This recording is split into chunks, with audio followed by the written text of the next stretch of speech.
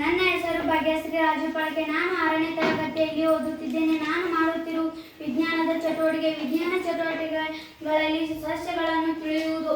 ಸಸ್ಯಗಳಲ್ಲಿ 4 ವಿಧಗಳು. ಅವು ಯಾವುವೆಂದರೆ ಗಿಡಮೂಲಿಕೆ, ಪೊದೆ, ಮರ, ಬಳ್ಳಿ. ಗಿಡಮೂಲಿಕೆಗಳು ಚಿಕ್ಕದಾಗಿರುತ್ತವೆ. ಉದಾಹರಣೆ ಶುಂಠಿ. ಪೊದೆಗಳು ಮುಳ್ಳಿನಾಗೆ ಹಬ್ಬಿರುತ್ತವೆ. ಅವು ಕೂಡ ಚುಚ್ಚುತ್ತವೆ. ಆಲದ ಮರ. ಮರಕ್ಕೆ ಉದಾಹರಣೆ ಆಲದ ಮರ ದೊಡ್ಡದಾಗಿರುತ್ತದೆ.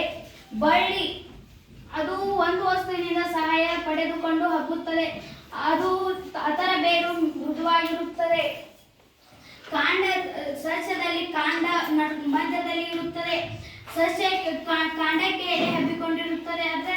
ಅದರಲ್ಲಿ ಮಧ್ಯ ಶಿರೆ ಇರುತ್ತದೆ. ಇರುವುದಕ್ಕೆ ಪತ್ರಪಟಲ ಎಂದು ಕರೆಯುತ್ತಾರೆ. ಮಧ್ಯ ಶಿರೆಗೆ ಹಬ್ಬಿಕೊಂಡಿರುತ್ತದೆ. ಅದಕ್ಕೆ ಶಿರೆಗಳು ಎಂದು ಕರೆಯುತ್ತಾರೆ.